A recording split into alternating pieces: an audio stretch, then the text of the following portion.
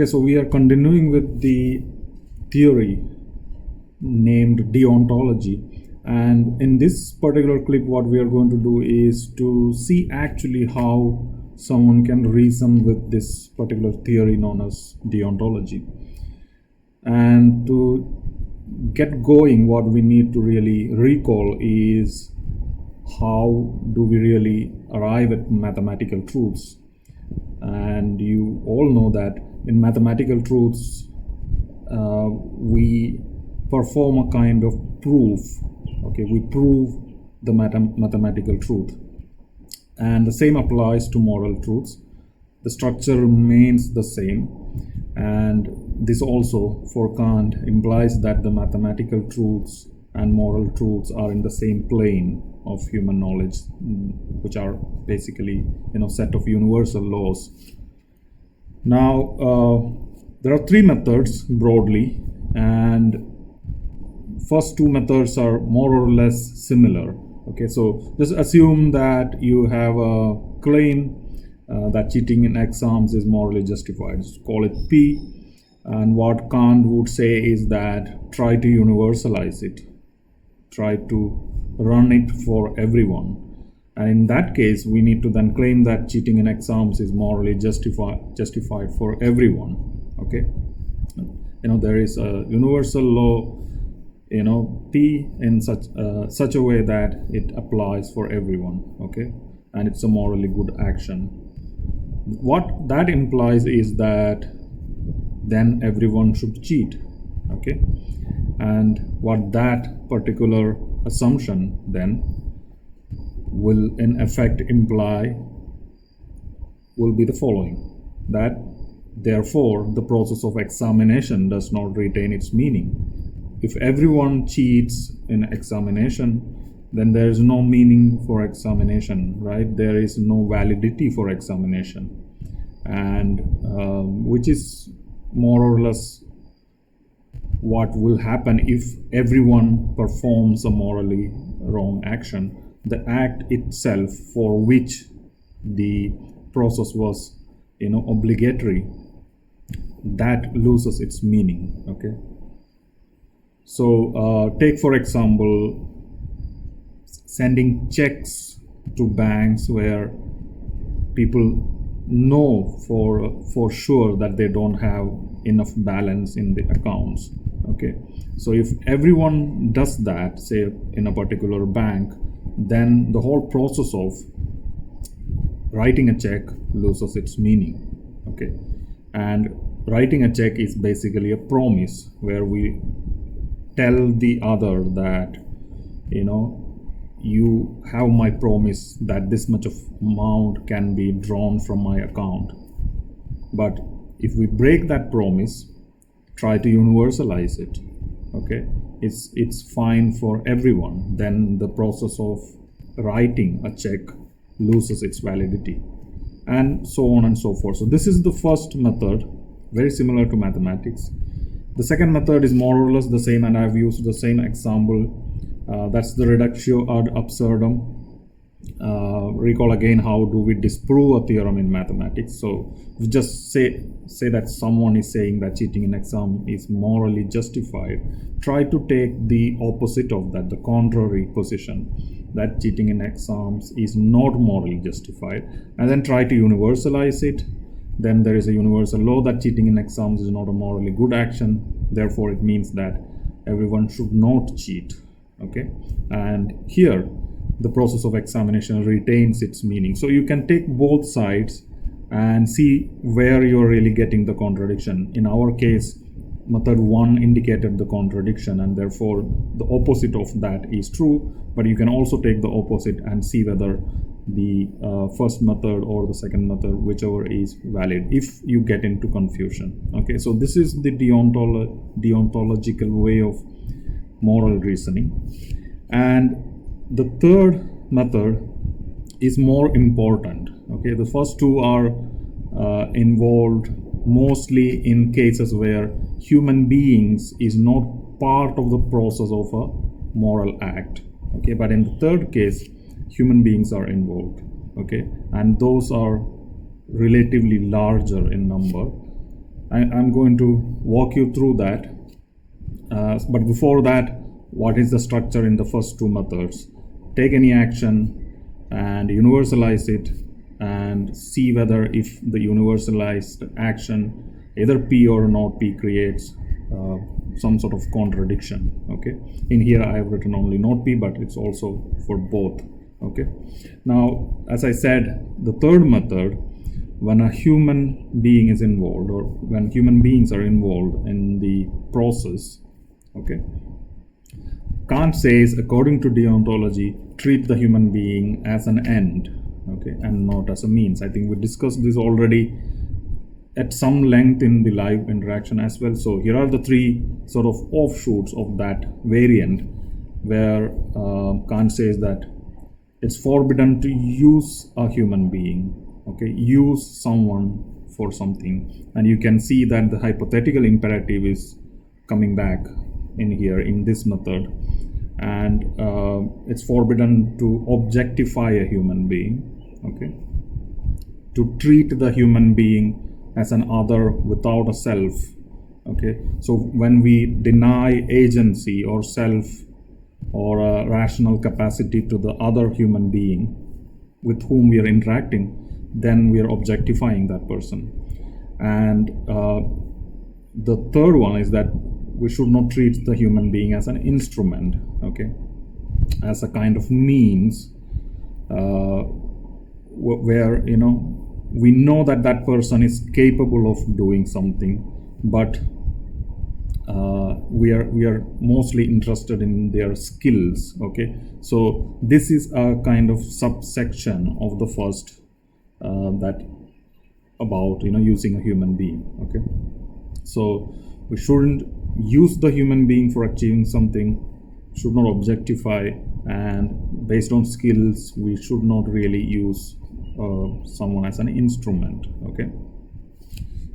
Now in our cultural expressions, it's more or less clear that, you know, there are cases where you know, a human being is objectified, okay. Here is an example, and I can go on with a lot of examples, but I think I will limit my, you know, number of examples. In here, assumedly from a movie, and you might have come across this.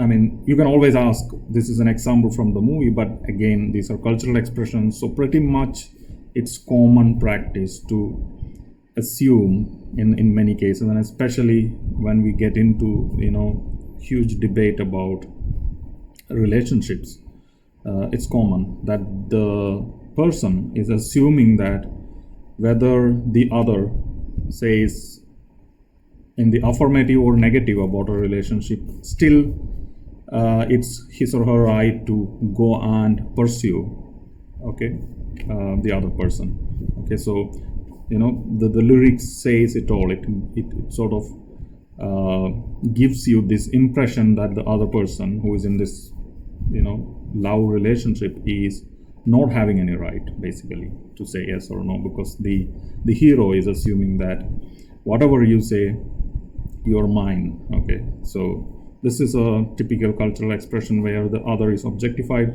I could have given more, and some of these lyrics are not presentable, okay. And if it were a live if it were a classroom lecture, I would have probably given some other examples as well. So Kant would have denied this kind of an attitude in our civilization, where we don't really regard the agency at the other end, okay, as a capable human being who should be able to decide on his or her own, okay. So that's the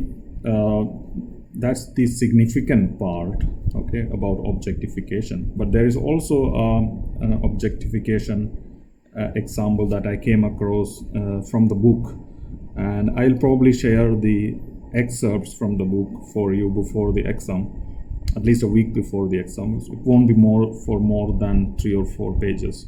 So you know, in this case, a person is going to the airport for an urgent job, to travel somewhere, and it's so important for him that he should get onto a plane, but on the way to the airport, on a relatively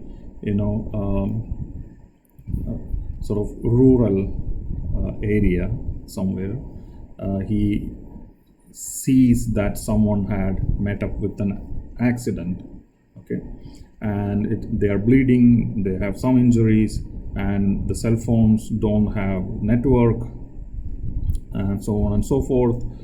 And the sort of options that are there in front of him are, hypothetically at least, these: that he can assist those people, or he can miss his flight. So just assume that we have a scenario where these two options are mutually exclusive, okay.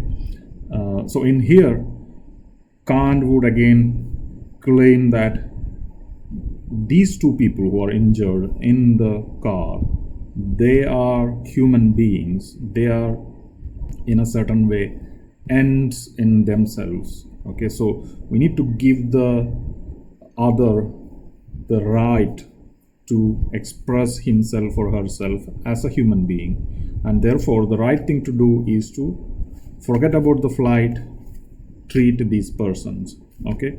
So on the other hand, if suppose the person A is thinking that if I miss my flight, my entire life is going to be affected, because that flight means a lot. It's a golden opportunity for me to crack something and help my poor parents and so on and so forth.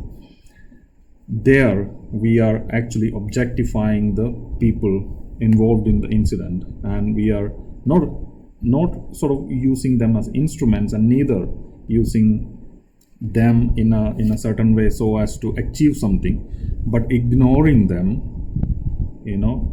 conveniently, so that we can get on with our life, okay. So in both these cases, Kant would really claim that we should forget about our consequence, the consequence if we sort of get onto the flight, or other thought processes that are related to this, and we should stick with the process, and it's our obligation. That's why it's called a deontology. It's our obligation to stay there, and that gives so much of goodness, okay.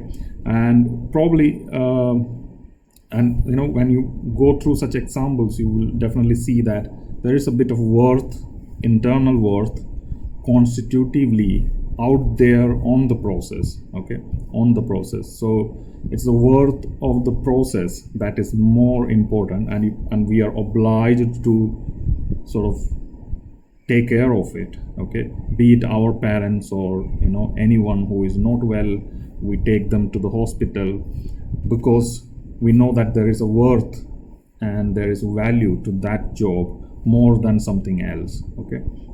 So try to think about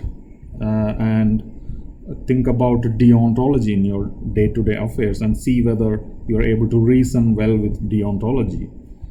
And once you're able to do that, I am going to switch in the next clip to another controversial position called utilitarianism. I think we discussed some bit of it in the live interaction, but you will then see that there can be many more different frameworks to the same scenario. So I'll take the same scenario, okay, same issue, and then analyze it and reason with this particular scenario and show that another moral decision is possible. Perhaps based on that, it's possible to not help the person, okay, because utilitarianism gives someone that freedom based on the consequence, okay.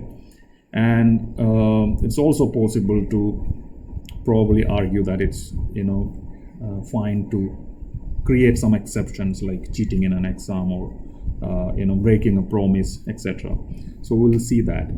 And one final remark about personal relationships, where the other is treated in an object as an object, okay, as an object and not as a subject. This is typical of human relationships, okay, and we, at least in our civilization, have this sort of tendency to sort of instrumentalize, okay, or if I may use that word, instrumentalize, or to use someone as a ladder to go ahead. But at the same time, even in intimate relationships, we have seen that there is this kind of objectification, okay. So it could be objectification of the body itself, or it could be objectification of skills, or it could be ignoring the other person's subjectivity, freedom, etc. Okay, so in all here, we will have to probably, as a deontologist, if we are following deontology, then say that the other person has rights and I shouldn't treat the other person as an object. Okay, and we will see more examples of this sort in the live interaction. Okay.